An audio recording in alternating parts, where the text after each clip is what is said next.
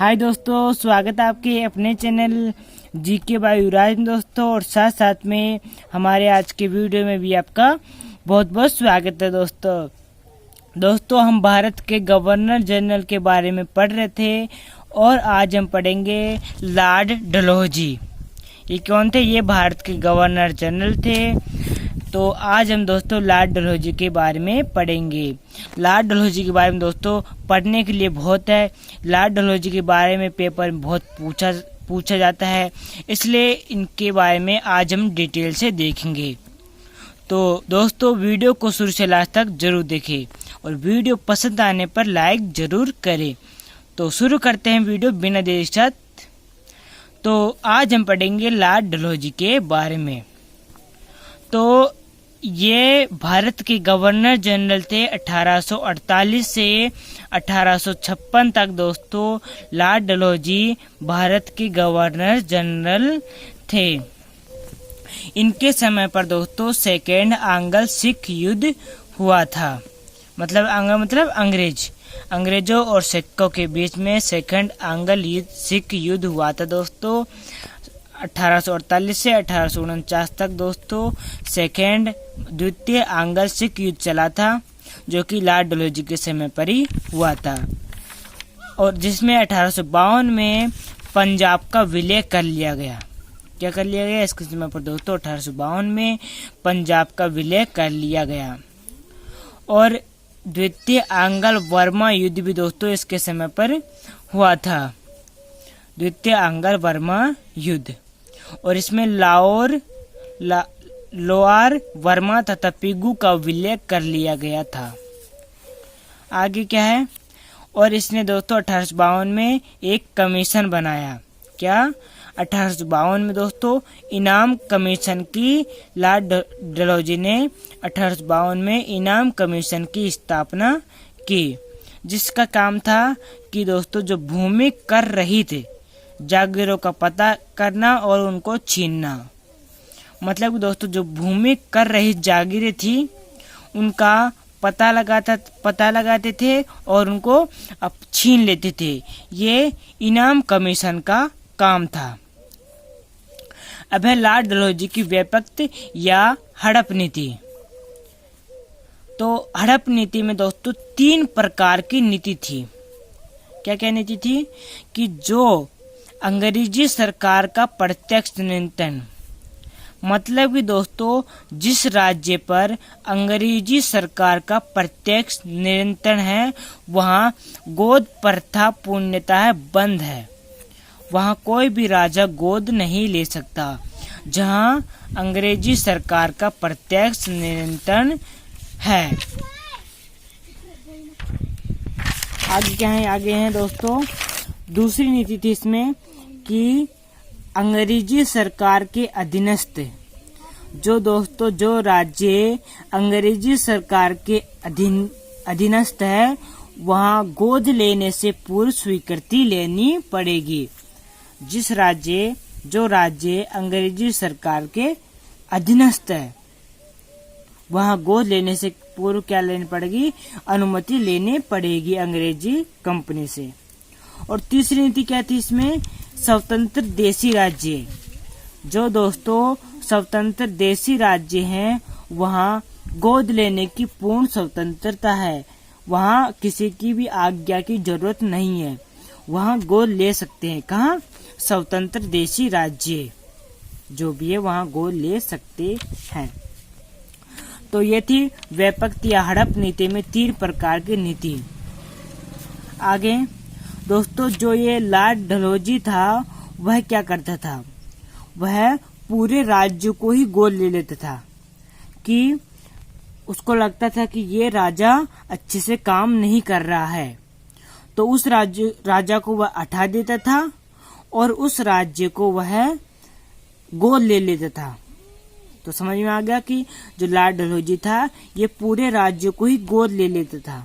जैसे इसमें है सतारा। 1848 में दोस्तों सतारा का राजा था अप्पा साहेब। दोस्तों लॉर्ड डलहौजी ने अप्पा साहेब को हटाया और सतारा राज्य को 1848 में गोद ले लिया। और वैसे ही है चैतपुर। 1849 में दोस्तों चैतपुर को भी लाल डलहौजी ने गोद ले लिया, जो कि ये मध्य प्रदेश का था राज्य। तो दोस्तों अब और राज्य देखने से पहले मतलब कि और राज्य किस किस को गोद लिया, और भी राज्य है दोस्तों जो कि लाल डलहौजी ने उनको गोद लिया था, वह देखने से पहले रिवाज कर लेते हैं। लार्ड सेकंड आंग्ल सिख युद्ध हुआ दोस्तों, पंजाब को विलय कर लिया गया, लोअर वर्मा अथवा पिगू का भी विलय कर लिया गया। 1852 में इनाम कमीशन की स्थापना की गई।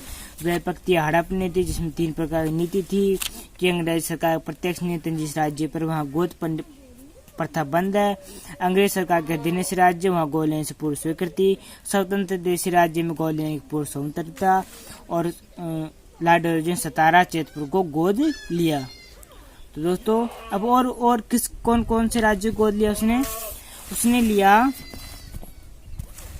उसने संबलपुर को। संबलपुर का राजा था नारायण सिंह। दोस्तों लार्ड डलहौजी ने संबलपुर को 1849 में गोद लिया था। संबलपुर राज्य को दोस्तों लार्ड डलहौजी ने 1849 में गोद लिया था।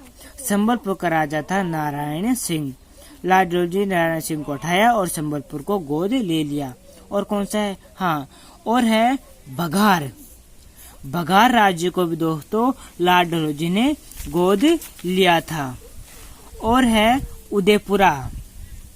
लार्ड डलहौजी ने दोस्तों उदयपुरा राज्य को भी 1852 में गोद लिया था। और झांसी का राजा था गंगाधर राव।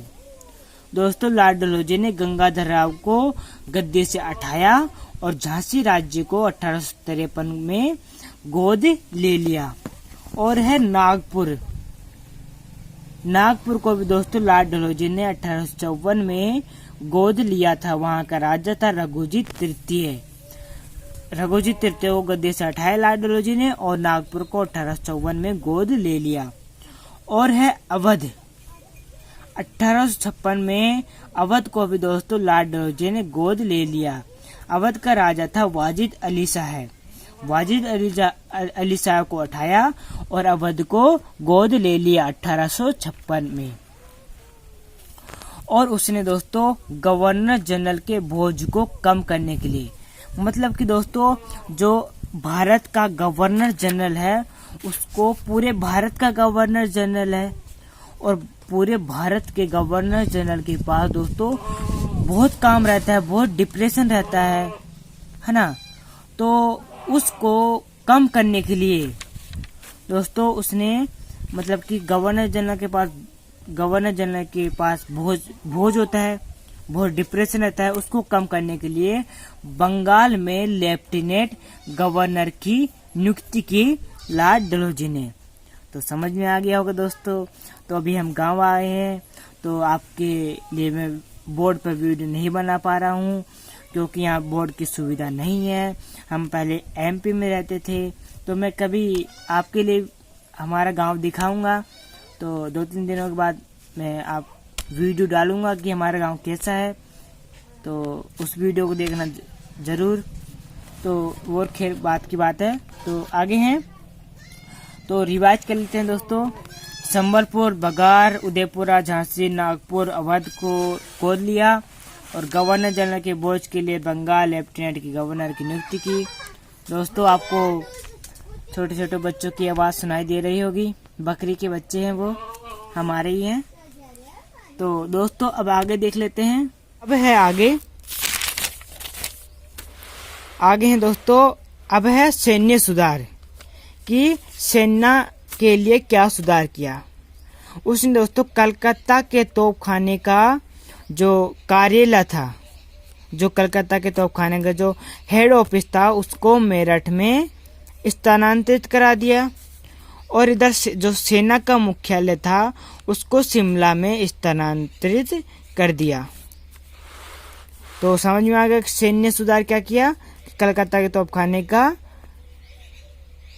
मेरठ में स्थानांतरित कर दिया और सेना का मुख्यालय का शिमला में कर दिया। अब उसने शिक्षा संबंधी क्या सुधार किए। 1853 में दोस्तों 1853 में टॉमसन के अनुसार उसने उत्तर पश्चिम प्रांत जैसे लोअर बंगाल पंजाब में भारतीय भाषा में शिक्षा देने की अनुमति प्रदान कर दी। कहाँ? 1853 में दोस्तों लॉर्ड डलहौजी ने टॉमसन के अनुसार उत्तर पश्चिम प्रांत में जैसे लोअर बंगाल पंजाब में भारतीय भाषा में शिक्षा देने के लिए अनुमति दे दी कि लोअर बंगाल पंजाब मतलब कि उत्तर पश्चिम के जो प्रांत है वहाँ भारतीय भाषा में शिक्षा दे सकते हैं। आगे क्या किया? 1854 में वुड डिस्पेच लागू किया। वुड डिस्पेच इसमें क्या था कि प्राथमिक से विश्वविद्यालय तक की शिक्षा के लिए व्यापक योजना उसने तैयार की। वुड डिस्पेच लागू किया। इसमें क्या था कि जो प्राथमिक से विश्वविद्यालय तक की शिक्षा के लिए व्यापक योजनाएं उसने तैयार की। ये वुड डिस्पेच में था। वुड डिस्पेच को भारतीय शिक्षा का मैग्ना कार्टा कहा है। क्या कहा है? वुड डिस्पेच को दोस्तों भारतीय शिक्षा का मैग्ना कार्टा कहा है। देखो कितना अच्छा शब्द बोला है दोस्तों वुड डिस्पेच के लिए। आगे क्या है दोस्तों? पहले इसका रिवाइज कर लेते हैं। सैनिक सुधार क्या किया? कलकत्ता के तोपखाने का मेरठ में स्थानांतरित कर दिया। सेना का मुख्यालय को शिमला में स्थानांतरित कर दिया। शिक्षा संबंधी सुधार क्या थे? 1853 में टॉमसन के अनुसार उत्तर पश्चिम प्रांत में भारतीय भाषा में शिक्षा लेने के लिए अनुमति दी। 1854 में वुड डिस्पेच लागू किया। प्राथमिक से विश्वविद्यालय तक की शिक्षा के लिए व्यापक योजना शुरू की। वुड डिस्पेच भारतीय शिक्षा का मैग्ना कार्टा कहा है वुड डिस्पेच को। तो उसने वुड डिस्पेच में क्या योजना बनाई कि जो दोस्तों जो उच्च शिक्षा होगी दोस्तों जो उच्च शिक्षा होगी वह अंग्रेजी भाषा में होगी, है ना, और साथ साथ में देसी भाषा का भी विकास होगा। ऐसी योजना दोस्तों वुड डिस्पेच में लॉर्ड डलहौजी ने बनाई कि दोस्तों जो उच्च शिक्षा होगी वह अंग्रेजी भाषा में होगी और देसी भाषा के भी विकास होगा और ग्राम स्तर में दोस्तों पाठशालाएं बनाई जाएगी, मतलब कि गांव में भी स्कूलें बनाई जाएगी। ऐसी योजना दोस्तों वुड डिस्पेच में बनाई गई दोस्तों। इसलिए इसे भारतीय शिक्षा का मैग्ना कार्टा कहा है। किसे? वुड डिस्पेच को। आगे उसने क्या किया कि रुड़की में इंजीनियरिंग कॉलेज की स्थापना की। दोस्तों लॉर्ड डलहौजी ने रुड़की में इंजीनियरिंग कॉलेज की स्थापना की और उसने 1857 में कलकत्ता, बम्बई, मद्रास में विश्वविद्यालय की स्थापना की। क्या की? कलकत्ता, मुंबई, मद्रास में 1857 में विश्वविद्यालय की स्थापना की। अगला, इसे दोस्तों भारत में रेलवे का जनक कहते हैं। लॉर्ड डलहौजी को दोस्तों भारत में रेलवे का जनक कहते हैं। दोस्तों 16 अप्रैल 1853 को प्रथम रेल चलाई गई। कहां से कहां तक? बम्बई से थाने तक। बम्बई से थाने की जगह दोस्तों बम्बई से थाने तक दोस्तों 16 अप्रैल 1853 को प्रथम रेल चलाई गई, जिस रेल का नाम था फेरी क्वीन, जिसे great Indian peninsula railway company ने बनाई थी। ये ट्रेन फेरी क्वीन ट्रेन दोस्तों rail great Indian peninsula railway company ने बनाई थी। तो समझ में आ गया? तो रिवाइज कर लेते हैं। उच्च शिक्षा अंग्रेजी शिक्षा में होगी, अंग्रेजी भाषा में, उच्च शिक्षा अंग्रेजी शिक्षा में होगी, भाषा में होगी। देसी भाषा का विकास होगा। ग्राम स्तर पाठशाला बनाई जाएगी। रुड़की में इंजीनियरिंग कॉलेज की स्थापना की गई। विश्वविद्यालय खोला गया कलकत्ता, मुंबई, मद्रास में।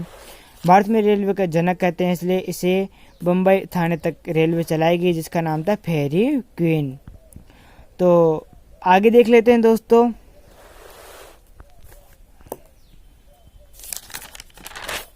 हम गांव आ गए हैं, इसलिए बोर्ड पे नहीं बना पा रहा हूँ आपके लिए वीडियो। तो हम पहले एमपी में रहते थे, मतलब कि मध्य प्रदेश में।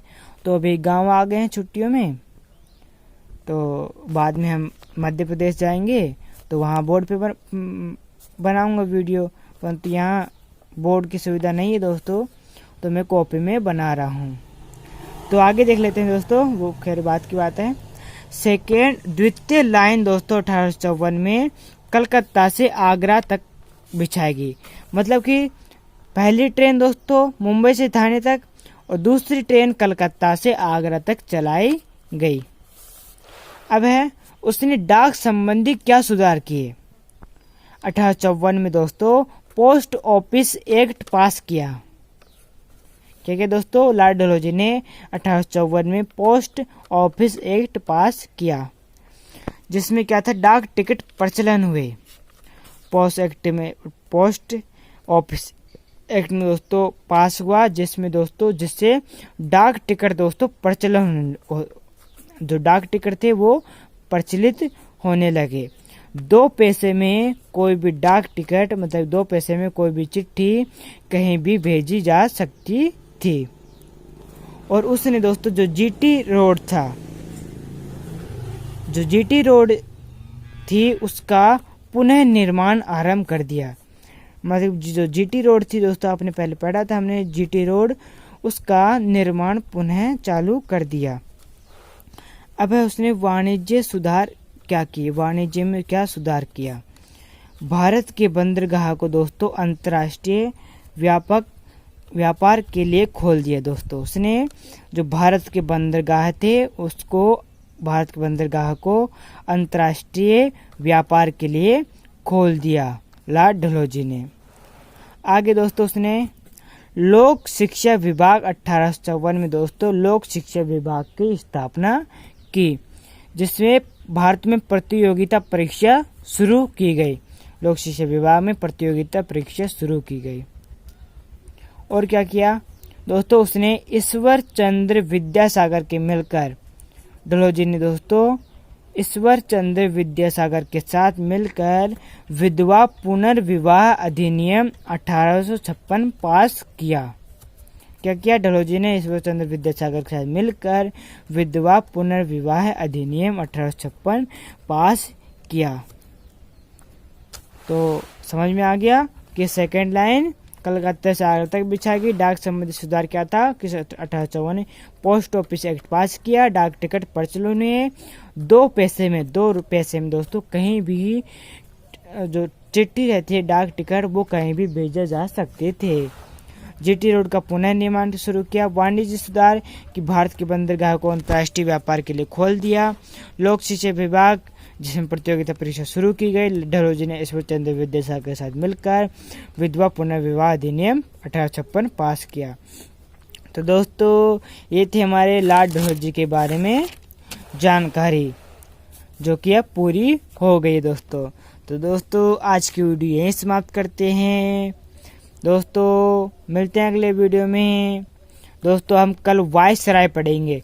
दोस्तों भारत के गवर्नर जनरल के बाद अब दोस्तों वायसराय आए, मतलब कि गवर्नर, जो भारत के गवर्नर जनरल का पद था वो उठा दिया और अब वायसराय रख दिया उसका नाम। जैसे पहले बंगाल का गवर्नर जनरल, पहले बंगाल का गवर्नर, फिर उसको हटा दिया, फिर बंगाल का गवर्नर जनरल बनाया जाने लगा, फिर भारत का गवर्नर जनरल बनाया जाने लगा। अब क्या बनाएंगे, वायसराय। तो दोस्तों मिलते हैं कल के वीडियो में, तब तक के लिए सभी दोस्तों को जय जय भारत।